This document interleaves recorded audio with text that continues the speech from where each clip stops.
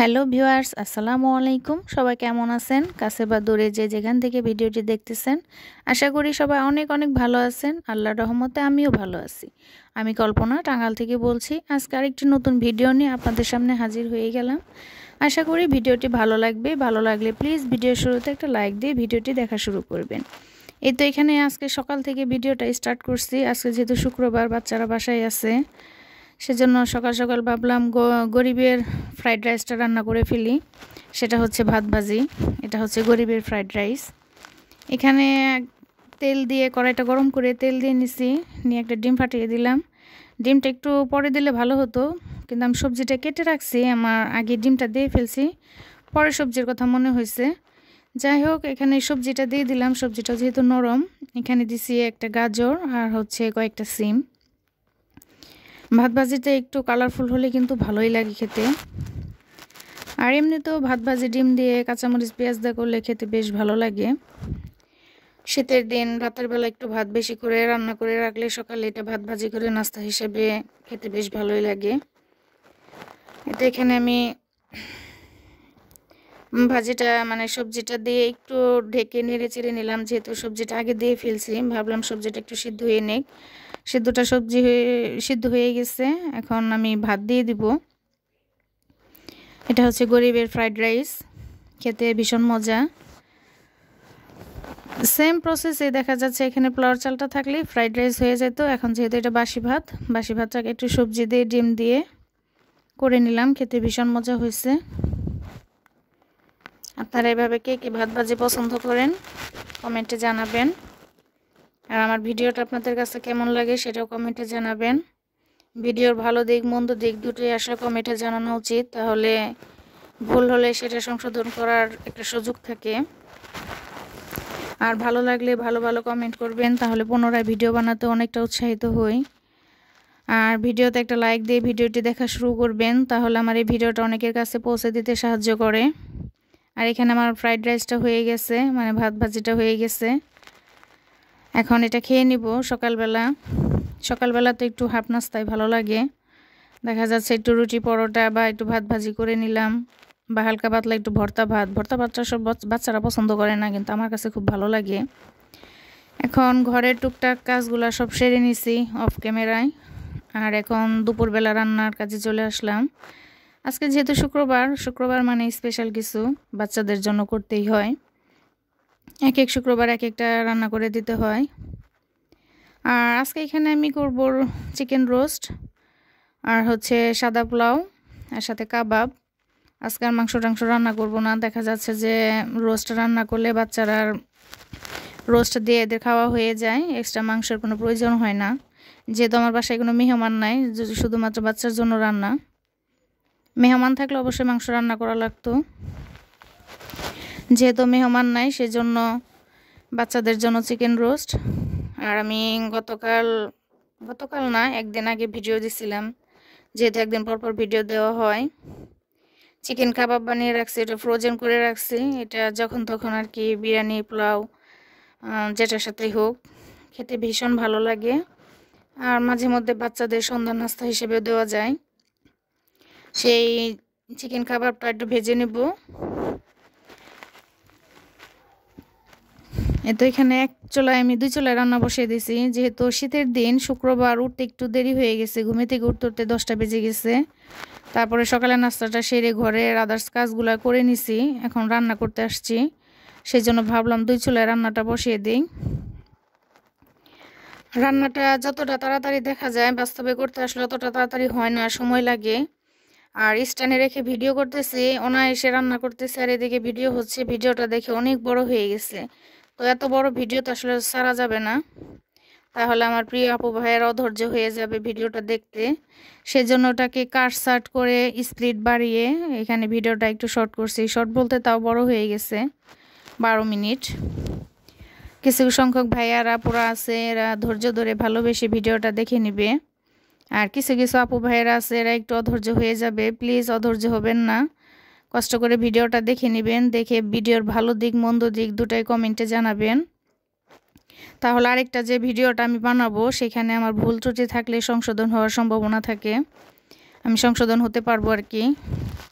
এখানে chicken roast আর পোলাও তো সবাই রান্না করতে পারে, এর জন্য ভাবলাম রান্নাতে কি কি দিচ্ছি সেটা তো দেখাই যাচ্ছে, তার পাশাপাশি আপনাদের সাথে একটু কথা বলি, গল্প করি, সেই জন্য আদার্স অন্য কথা বলা হচ্ছে। এখানে আমি একটু মটরশুঁটি আর গাজর দিয়ে দিছি। পোলাওটা একটু কালারফুল হলে ভীষণ ভালো লাগে, শীতের দিন মানেই তো কালারফুল, সেটা যাই কিছু রান্না করি না কেন।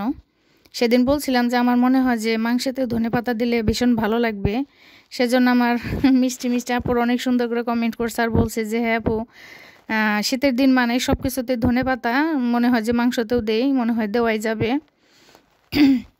আমার সব আপুরা এত সুন্দর করে মিষ্টি করে কমেন্ট করে, মানে কি যে ভালো লাগে, মনে হয় যে ইউটিউবে আসাটা সার্থক হয়ে গেছে।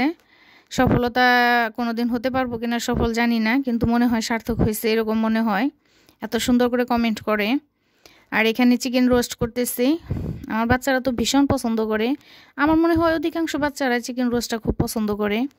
আর এখানে কিন্তু আমি মশলা মশলা বলতে 3 রকমের বাদাম, কাজু বাদাম, কাঠবাদাম আর হচ্ছে আমরা যে রেগুলার বাদামটা খাই এই বাদামটা, 3 রকমের বাদাম, পেঁয়াজ, এগুলো সব কিছু একাত্র ব্লেন্ড করে দিয়েছিলাম। এখানে পোস্ত দানা আছে, তারপরে হচ্ছে সবগুলো মশলা রোস্ট আর কি যা যা লাগে সব একাত্র ব্লেন্ড করে তারপরে দিছি। আর টক দইটা আমি হাতেই বানিয়ে দিই, এখানে একটু গুঁড়া দুধ আর কি গুলায় দিছি।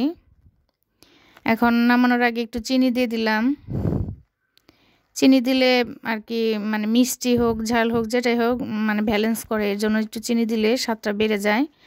আর এখানে আমার পেঁয়াজ বেরেস্তাটা করা ছিল, সে পেঁয়াজ বেরেস্তাটা দিয়ে দিলাম। নামানোর আগে একটু সস দিয়ে দিব, সসের মাঝে আরেকবার আমি দিয়ে দিছি, আর নামানোর আগে জাস্ট একটু সস দিয়ে দিলাম। বাচ্চারা, অধিকাংশ বাচ্চারা রোস্টটা খুব পছন্দ করে, আর রোস্টের ঝোলটা আমি একটু রেখে দিব, মানে গ্রেভিটা আমার বাচ্চারা খুব পছন্দ করে, বিশেষ করে আমার বড় মেয়েটা খুবই পছন্দ তার। আর রোস্টটা তো ঝাল হয় না, এটা আসলে সব বাচ্চারাই খেতে পারে, এর জন্য গ্রেভিটা একটু রেখে দেব, বেশি শুকাবো না। অনেকে আছে রোস্ট একদম শুকনা শুকনা করে ফেলে, কিন্তু আমি একটু হালকা একটু রেখে দেবো, কারণ বাচ্চারা পছন্দ করে। সাথে একটু কিশমিশ দিয়ে দিছি, কিশমিশ আমার বাচ্চারা অতটা পছন্দ করে না দেখে আমি কিশমিশটা ব্লেন্ড করে দিই, সাথে ব্লেন্ড করেও দিছি, আর কিছুটা কিশমিশ উপর দিয়ে দিছি, আমার কাছে ভালো লাগে।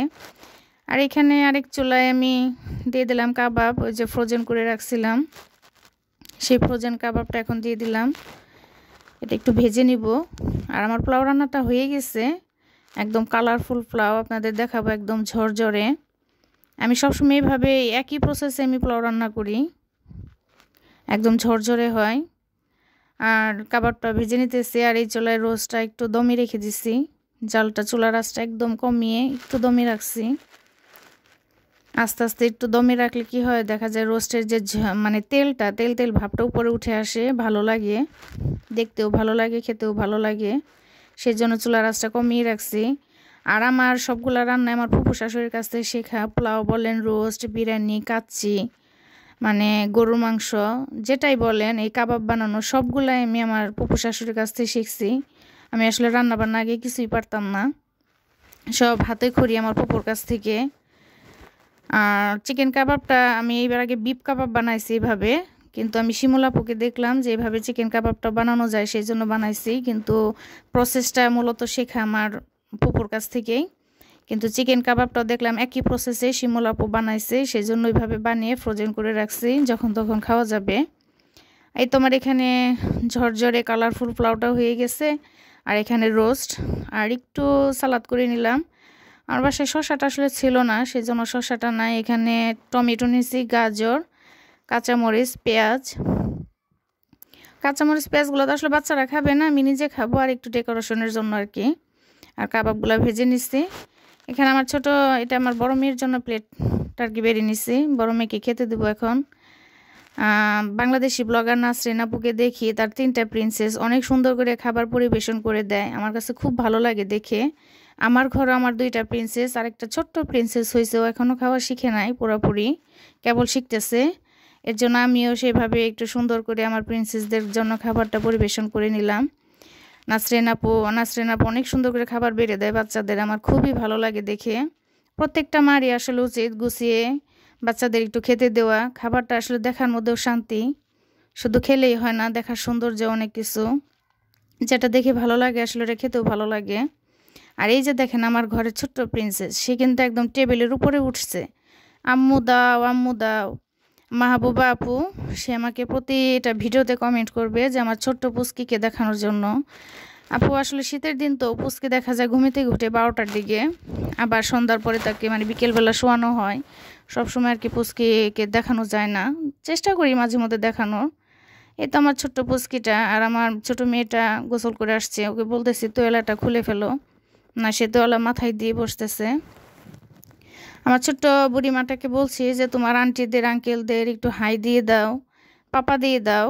সে দেখেন সবাইকে হাই দিচ্ছে, এমনকি সে পাপা দিতেছে। সবাই তাদের জন্য দোয়া করবেন। আমার দুইটা বুড়ি এখানে বসে আছে, বলতেছে আম্মু খেতে দাও আম্মু খেতে দাও। সে হাড্ডু পছন্দ করে, সবাইকে পাপা দিতেছে, উম্মা দিতেছে। সে কিন্তু অনেক সুন্দর করে আদর করতে পারে। কোথাও ব্যথা বললেই হচ্ছে আম্মু ব্যথা পেয়েছি, সাথে সাথে সে পাপা দিবে, আদর দিবে। এটা হচ্ছে তার মাম পট পানি খাচ্ছে। আর এখানে তাদের দুই বোনকে খেতে দিলাম। আমার বড় মেয়ে আসলে টিভির রুমে বসছে, টিভি দেখতেছে আর খাইতেছে, আর এদের দুজনকে দিচ্ছে ডাইনিং টেবিলে। কারণ আমার বুড়িমাকে যদি খাটের উপরে খেতে দেয়, পুরো খাট একদম মানে পোলাওর চালগুলো আবার আমার খাটে বুনে দিবে, যাতে ওইখান থেকে আবার পোলাওয়ের ধান হয়, সেখান থেকে পোলাওর চাল হয়, সেই জন্য। এ তো তার ছোট বোনকে দিছি রোস্টের 7 পিস, আমার ছোট মেয়েটাকে 7 পিস বলে। আমার আম্মু বলতেছে হাড্ডু দাও। তাকে আমি একটু গাজরের পিস দিছি দেখে সে রাগ করে গাজরটা ফেলে দিছে, সে গাজর খাবে না। সে বলতেছে আম্মু হাড্ডু দাও। সে কিন্তু মাংস খেতে পারে না, সে বলতেছে হাড্ডু দাও। তো ওর ছোটো বোনের এখান থেকে আর কি হাড্ডুটা ভেঙে দিব, কিন্তু গরম, ভাবছে যে একটু পরে দেই।